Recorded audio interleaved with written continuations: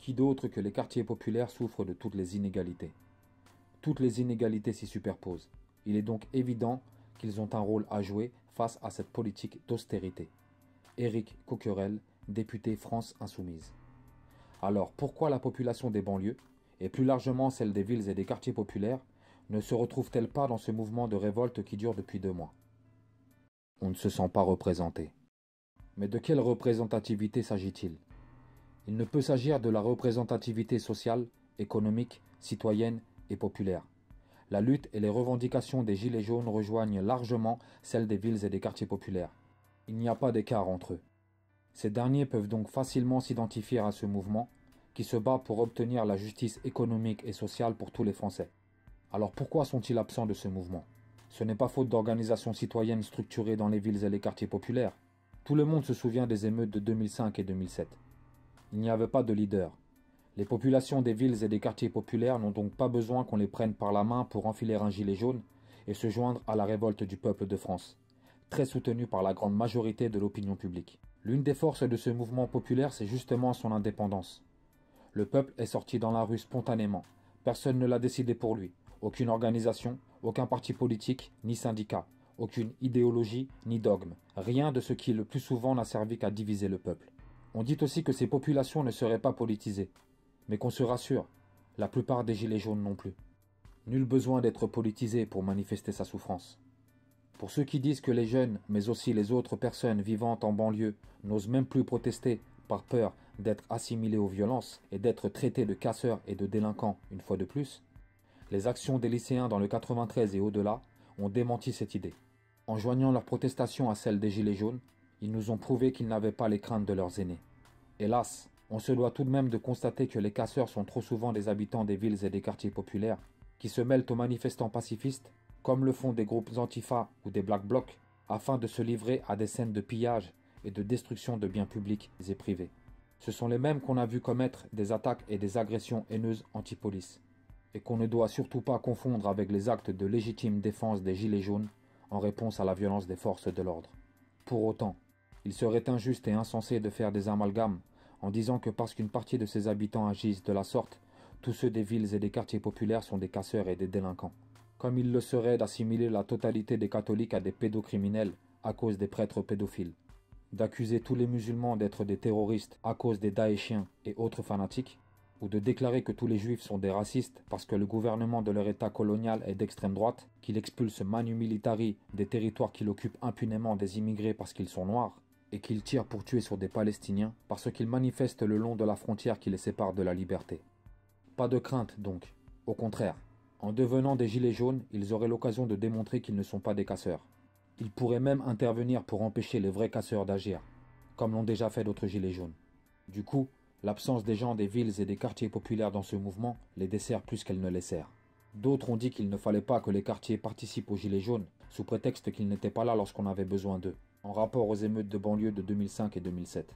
Mais à quoi se réfèrent-ils quand ils disent « eux », puisque les gilets jaunes n'existaient pas à l'époque? L'extrême droite raciste, islamophobe et homophobe.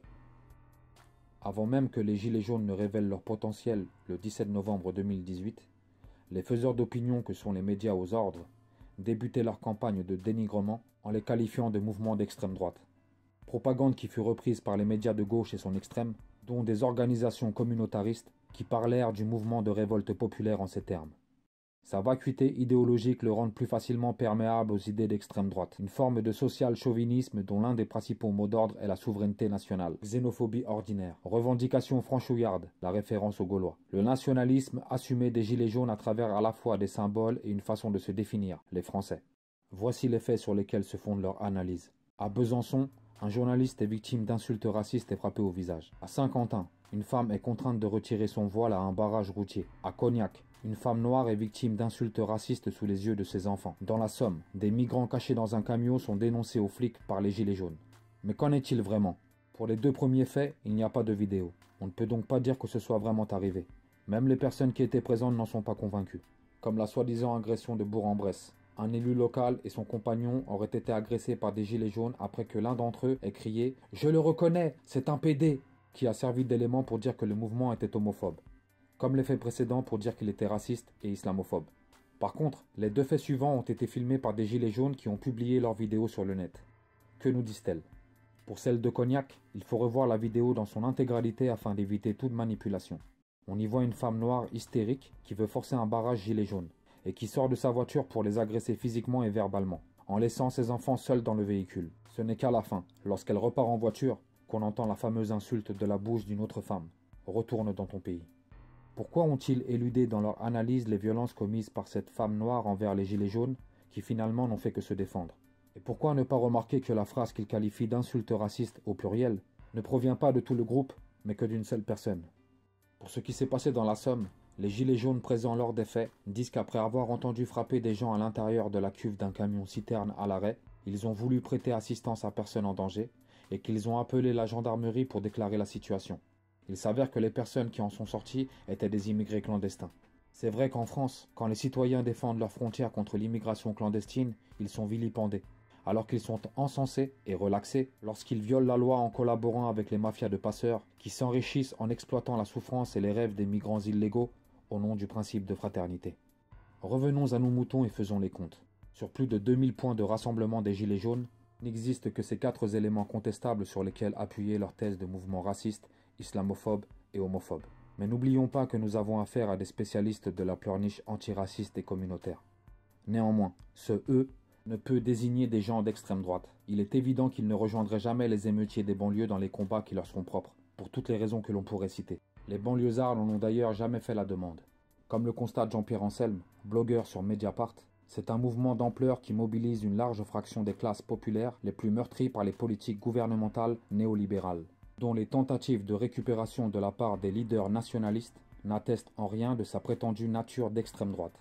En termes de représentativité, s'il ne se réfère pas à tous les points suscités, ni à la nature du mouvement, ce « eux », c'est qui? Un mouvement de blancs. Une fois hors du champ des sempiternelles excuses, il semble que leur problème ne soit autre que la nature des citoyens ultra-majoritairement blancs qui forment les rangs des gilets jaunes. Le « eux », c'est eux, ceux qui représentent à leurs yeux la France blanche et traditionnelle qu'ils détestent. Les habitants des villes et des quartiers populaires ne se sentent donc pas représentés parce qu'à leurs yeux, il n'y a pas assez d'arabes et de noirs dans cette foule en jaune. Pas assez de racisés comme les appelle la gauche racialiste et décoloniale. Une mouvance composée d'organisations communautaristes victimaires, comme le PIR, etc. D'organisations immigrationnistes, la FASTI et autres, du syndicat Sud et de militants LGBTQ racisés, ainsi que des antifascistes Paris-Banlieue. Le tout soutenu par leurs alliés de la gauche blanche et son extrême, qui dès qu'ils le peuvent, les subventionnent copieusement.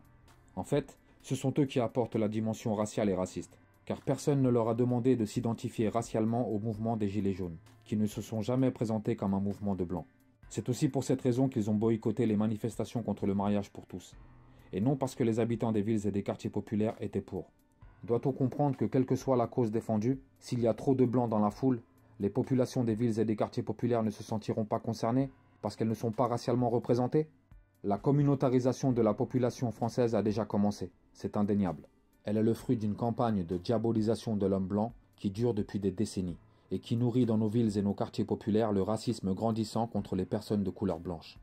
On a fait naître chez beaucoup de filles et de fils d'immigrés la haine de la France, de son histoire et des Français de souche. Ensuite, on a fait de même pour monter les Français non blancs de souche extra-européenne contre les Français blancs de souche européenne. La preuve en est qu'aujourd'hui, il existe en France des événements interdits aux blancs. Le racisme existe ailleurs que dans la population blanche. Et la haine anti-blanc qui se répand dans les villes et les quartiers populaires doit être condamnée comme toute forme de haine. Soyons tous ensemble contre tous les racismes.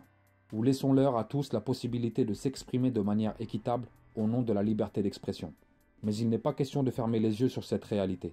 Le racisme qui sévit dans les villes et les quartiers populaires de la part des racisés nous dirige vers une acceptation de la séparation du peuple de France sur des critères raciaux.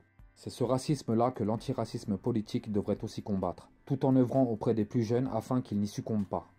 Les Gilets jaunes sont un mouvement de révolte populaire d'ampleur nationale. Les habitants des villes et des quartiers populaires doivent les rejoindre car nous sommes un même peuple, et que nous avons de nombreuses revendications communes. Là où le système et la haine nous divisent, les Gilets jaunes nous rassemblent. Là où les partis, les syndicats et les idéologies nous séparent, les Gilets jaunes nous unissent dans l'intérêt de tous.